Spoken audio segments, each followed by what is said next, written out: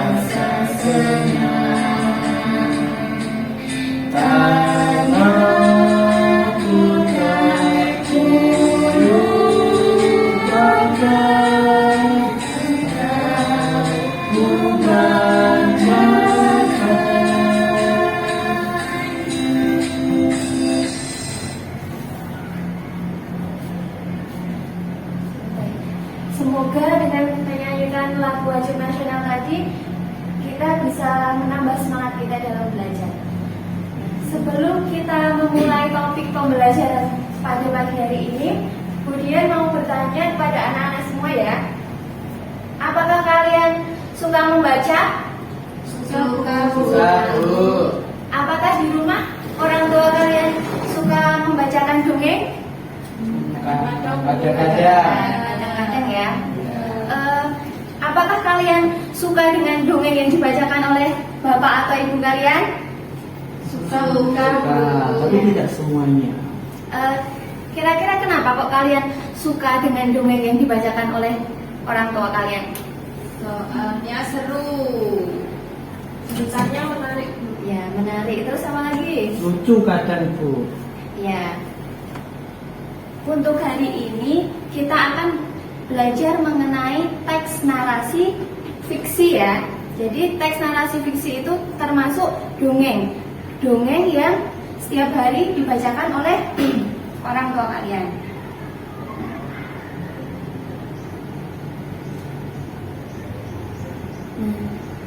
Untuk tujuan pembelajaran kita pada pagi hari ini, yang pertama adalah kalian bisa menganalisis tokoh dalam cerita narasi fiktif. Yang kedua, kalian dapat menyimpulkan watak para tokoh dalam cerita narasi fiktif. Yang ketiga, kalian dapat menyimpulkan pesan atau amanat dari teks narasi fiktif. Dan yang terakhir, kalian dapat menghubungkan pesan yang disampaikan dalam cerita narasi fiktif tersebut ke dalam contoh di kehidupan sehari-hari. Nah, di sini anak-anak semua asalnya dari mana? Dari Asal daerahnya Wonogiri, Bu. dari Wonogiri. Semua dari Wonogiri ya? Iya, Bu. Ya, Wonogiri itu termasuk ke dalam provinsi Jawa. Provinsi mana? Anak Surakarta. coba. Wonogiri, provinsi. Oh, Ya, Jawa benar. Tengah. Oke, jadi Wonogiri itu termasuk di provinsi Jawa Timur. Jawa Tengah atau Jawa Timur? Jawa Tengah. Nah, Jawa Tengah. Jadi sebelumnya kemudian akan menampilkan sebuah video mengenai eksplor Jawa Tengah. Disimak ya videonya. Ya, Bu.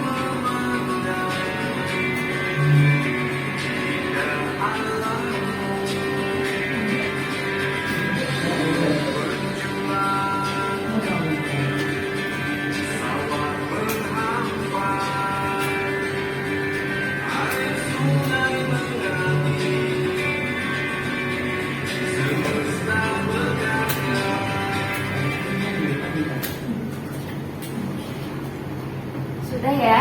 Setelah menyimak video tadi, apakah keunikan dari Jawa Tengah, baik keunikan budaya ataupun tempat wisata yang ada di Jawa Tengah? Mungkin ada yang tahu? Banyak tempat wisatanya, Bu. Ya, yang pertama banyak tempat wisatanya. Selain itu, Punya ada lagi? tadi punya banyak candi, Bu. Ya, punya banyak candi. Masih ada lagi? Oh, Ada itu kesenian batiknya, Bu. Ya, ada kesenian batik. Jadi di Jawa Tengah itu ada beberapa keunikan, baik dari budaya maupun dari tempat wisatanya. Di Jawa Tengah ada banyak candi. Salah satunya adalah Candi Borobudur yang merupakan salah satu candi terbesar di dunia. Selain itu, tempat wisata lain selain Candi Borobudur tadi ada apa aja? Tadi ada kayak tempat berenang itu, Bu. Umbul. Ya, tempat sumber berenang. air. Umbul Ponggok. Iya. Itu letaknya di mana? Oh, itu di Klaten, Ya, Bu. di Klaten. Selain itu juga ada beberapa kesenian. Salah satunya kesenian batik. Nah, selain budaya dan wisata yang ada di Jawa Tengah, di Jawa Tengah juga ada banyak cerita yang menarik, cerita yang unik atau dongeng. Mungkin ada yang tahu dongeng yang berasal dari Jawa Tengah. Ciri khas Jawa Tengah, dongeng apa? Joko Tarub, Bu. Ya, Joko Tarub. Mungkin ada lagi dongeng atau cerita yang berasal dari Jawa Tengah, Joko Tarub. Ada lagi? Si Kendil. Si Kendil. Mungkin ada lagi? Ada Timun Emas. Ya, jadi beberapa contoh dongeng yang berasal dari Jawa Tengah itu salah satunya ada Timun Emas. Ada lagi Cindil Laras. Ada lagi apa tadi, Mas? Si Kendil. Si Kendil. Nah, ya. Sekarang di sini ada gambar. Mungkin di sini dari anak-anak semua? Ada yang tahu gambar ini? Gambar apa? Menceritakan tentang apa? Tulisannya timun emas. Timun emas. Bu. Timun emas. Ya, jadi ini adalah cerita narasi yang berjudul Timun Emas. Timun emas, cerita Timun Emas itu termasuk cerita narasi fiksi. Nah, yang akan kita pelajari pada pagi hari ini. Nah, sekarang kita akan mempelajari mengenai apa itu teks narasi fiksi. Jadi, teks narasi fiksi adalah teks yang menceritakan suatu peristiwa secara runtut.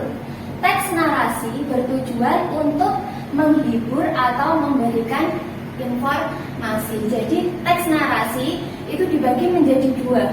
Ada teks narasi fiksi dan non fiksi. Nah, yang kita pelajari pada pagi hari ini adalah teks narasi fiksi. Jadi teks narasi fiksi itu teks yang berisi tentang cerita-cerita yang tidak nyata atau hanya berupa khayalan. Nah, contoh dari teks narasi fiksi itu yang pertama ada novel, yang kedua cerpen, dan yang ketiga dongeng. Seperti gambar yang sudah Budian tampilkan tadi mengenai timun emas.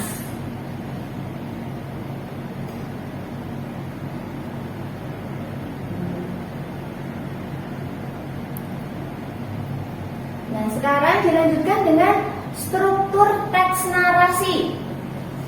Struktur teks narasi itu terdiri dari 3. Yang pertama, terdiri dari 4. Yang pertama, orientasi, yaitu pengenalan cerita berupa tokoh, watak, latar belakang, dan sebagainya. Yang kedua, ada komplikasi. Komplikasi yaitu masalah atau konflik yang terjadi hingga menjadi puncak konflik. Selanjutnya ada resolusi. Resolusi itu konflik mulai menurun, solusi mulai terlihat. Dan yang terakhir adalah koda. Koda itu bersifat opsional yang berisikan pesan moral dari cerita tersebut. Jadi struktur teks narasi tadi ada 4. Yang pertama orientasi, kedua komplikasi, yang ketiga resolusi, dan yang terakhir koda. Nah, sekarang dilanjutkan mengenai unsur-unsur intrinsik dari teks narasi. Jadi unsur-unsur intrinsik dari teks narasi itu ada berapa?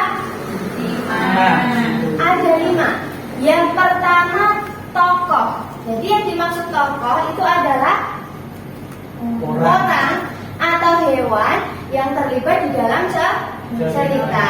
Yang kedua watak. Watak itu adalah sifat atau karakter tokoh. Yang ketiga latar, yaitu tempat dan waktu terjadinya peristiwa. Yang kelima adalah alur, yaitu rangkaian peristiwa dalam cerita. Dan yang terakhir apa? Ada tema atau ide pokok dalam cerita.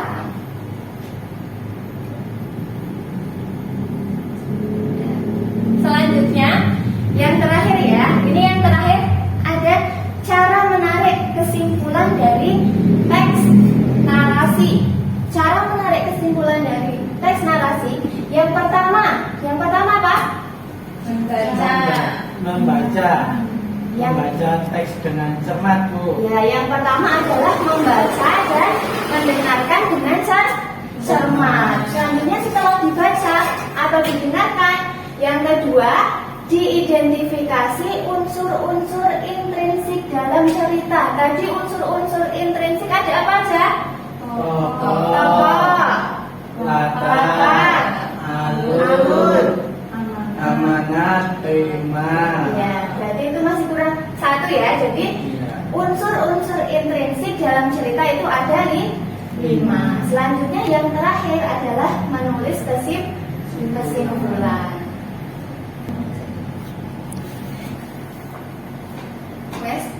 Setelah Ibu menerangkan materi mengenai teks narasi tadi, selanjutnya kemudian akan membagi kalian menjadi 3 kelompok berdasarkan hasil pretest yang sudah dilaksanakan kemarin ya. Jadi Ya, Bu. akan Ibu bagi menjadi 3 kelompok. Di sini ada LKPD yang akan Ibu berikan. Nah, itu dikerjakan ya, dikerjakan sesuai dengan petunjuknya. Nanti apabila sudah selesai, tiap kelompok mempresentasikan hasilnya ke depan.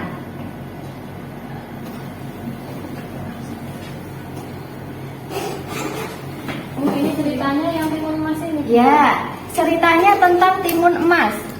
Jadi nanti ditulis tokohnya siapa saja, sifatnya apa, pesan moral, kemudian contoh perilaku dalam kehidupan sehari-hari yang berkaitan dengan pesan moral dari cerita timun emas.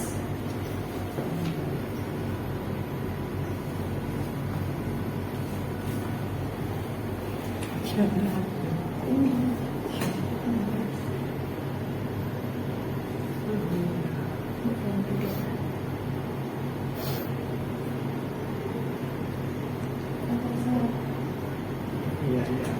Terima kasih.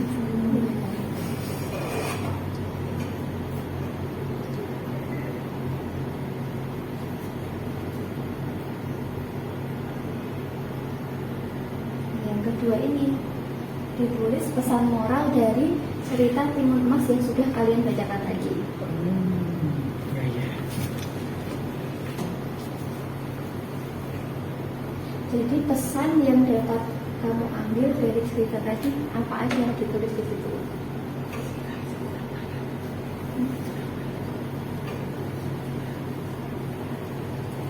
Sudah selesai belum? Belum. Belum.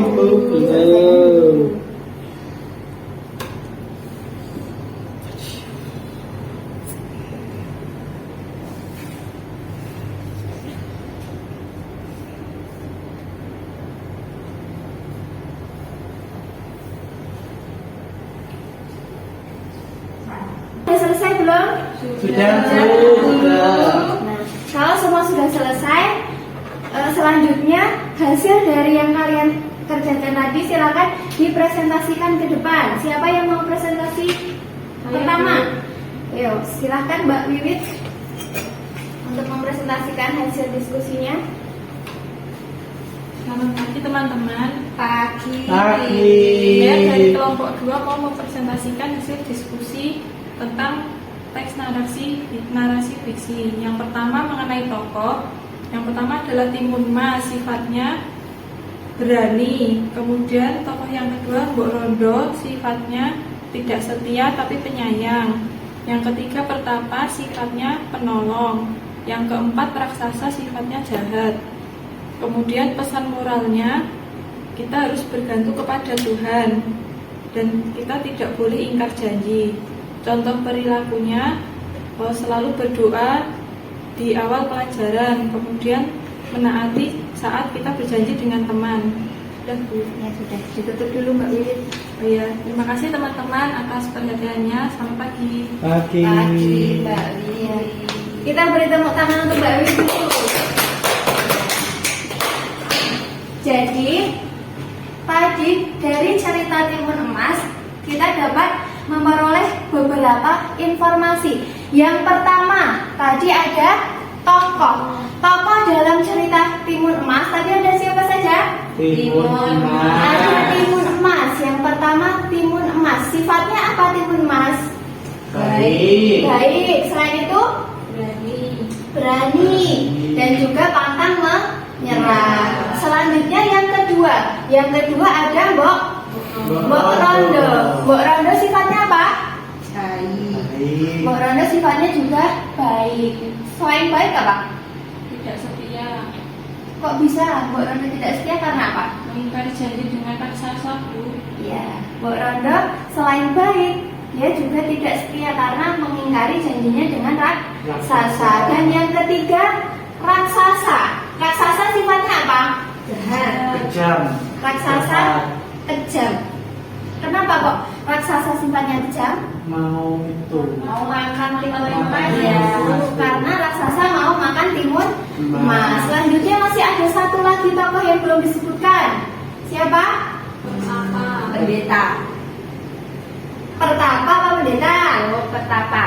Ya, pertapa. Sifatnya suka menolong karena pertapa menolong Mbok Rondo Dan timun dan timun emas dari dari kejahatan kejahatan raksasa. Udah ya, jadi tokohnya tadi ada 4. Selanjutnya yang kedua, soal yang kedua tadi ada pesan moral atau amanat. Jadi yang pertama tadi pesan moralnya apa? Nggak boleh jahat sama orang. Ya, kita nggak boleh jahat sama orang, dan apabila ada orang lain yang melakukan kejahatan, kita harus berani. Yang kedua, kita tidak boleh mengingkari janji. mengingkari janji ya. Jadi kalau kita berjanji dengan teman atau dengan siapapun, harus kita tepati. Yang terakhir apa? Yang terakhir Contoh. Bergantung pada Tuhan dan berusaha. ya, jadi kita harus berharap dan meminta hanya kepada Tuhan. Tuh. Selanjutnya yang terakhir. Tadi yang terakhir soalnya apa yang terakhir? Contoh perilakunya, Ya, Bu. Bu. Ya. Contoh perilaku dalam kehidupan sehari-hari. Jadi contoh perilaku dalam kehidupan sehari-hari tadi yang pertama kita harus menepati janji. Yang kedua kita harus selalu berdoa dan berusaha. Dan yang ketiga kita harus selalu berani untuk melawan kejahatan. Nah, mungkin dari soal yang kalian kerjakan tadi ada kesulitan atau mungkin ada yang ditanyakan? Tidak, Bu. Berarti sudah paham semua ya? Ya. Nah sekarang untuk kesimpulan pembelajaran pada pagi hari ini, pada pagi hari ini tadi kita mempelajari tentang apa?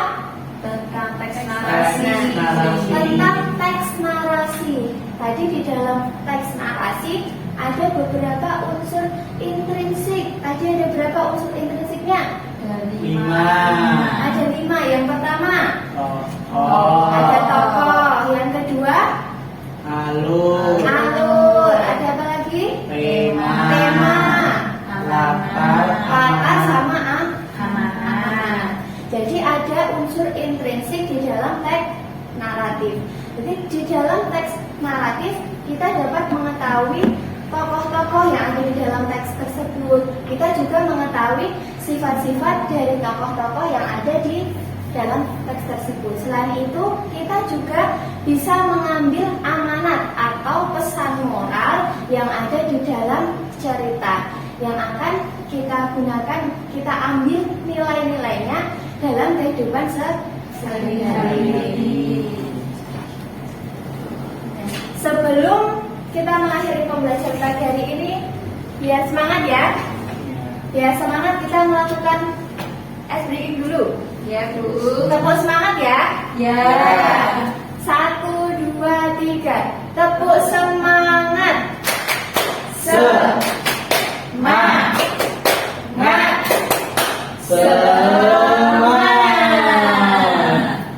Untuk pembelajaran pada pagi hari ini, apakah menyenangkan atau tidak? Senang. Semua sudah paham atau belum? Sudah. Sudah ya. Sebelum pembelajaran pada pagi hari ini kita akhiri, kita menyanyikan lagu tradisional dulu ya. Lagu Cublak-Cublak Suwong udah hafal semua belum? Hafal, Bu. Hafal. Kita nyanyi bersama-sama dulu ya.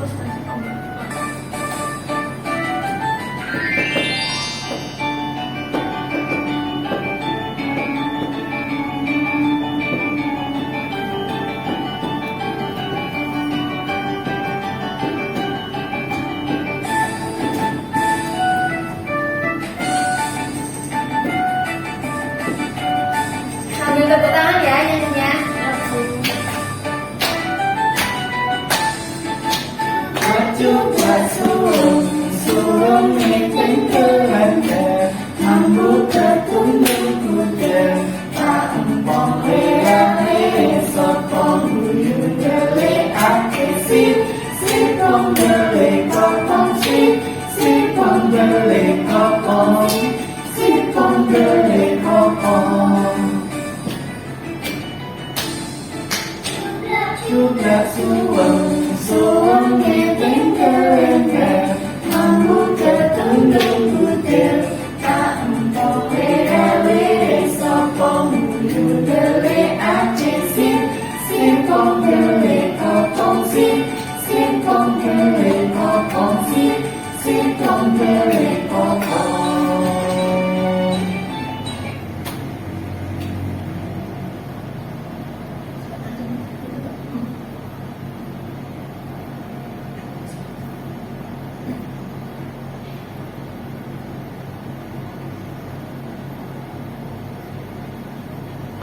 Selanjutnya, untuk mengakhiri pembelajaran pada siang hari ini, marilah kita berdoa sesuai dengan agama dan kita masing-masing dipimpin oleh, silakan salah satu memimpin. Siap, berdoa mulai. Berdoa selesai. Sekian untuk pembelajaran pada pagi hari ini, semoga bermanfaat. Jangan lupa jaga kesehatan ya, karena ini musim penghujan. Di rumah jangan lupa belajar, karena ini sudah mau ujian ya. Sekian, terima kasih. Wassalamualaikum warahmatullahi wabarakatuh. Waalaikumsalam warahmatullahi wabarakatuh. Wabarakatuh.